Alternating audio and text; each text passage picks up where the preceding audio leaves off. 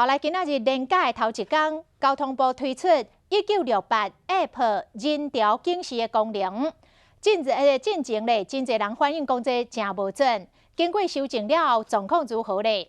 咱的记者实地到台北市的动物园来了解，因为动物园是采实名制，要入去园内都要留基本资料，所以真侪人今年的门口，也毋过整体人潮无算多，警示系统嘛显示青色正常，才是有准的。但是依然打开五峰旗风景区甲抹地山登山步道都较无准咯。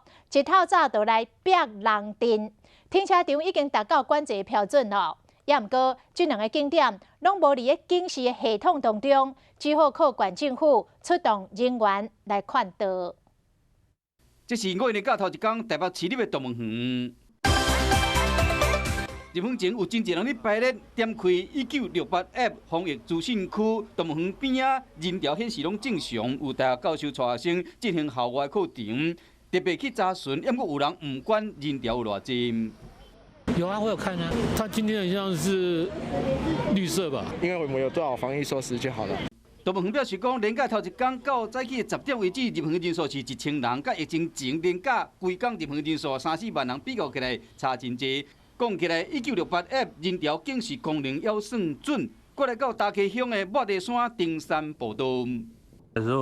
我下来的时候，哇，人潮好多啊！透早就真侪人伫爬山，山脚的5峰旗停车场早就停满，只是这个景点无列入警示系统，县政府嘛呼吁游客该去别个所在耍。当然，假日安全佚佗去风景区买翕相，为了报道里面切做一个阿中部长 AI 相机，和民众做会翕。不只可以跟阿中部长一起拍照，他还会给你贴心小提醒。您好，我是陈时中。面对来势汹汹的疫情，这段时间大家都辛苦了。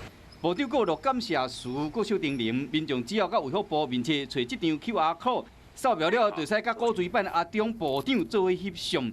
互你伫年假到风景区去翕相，嘛会使听到防疫的小叮咛。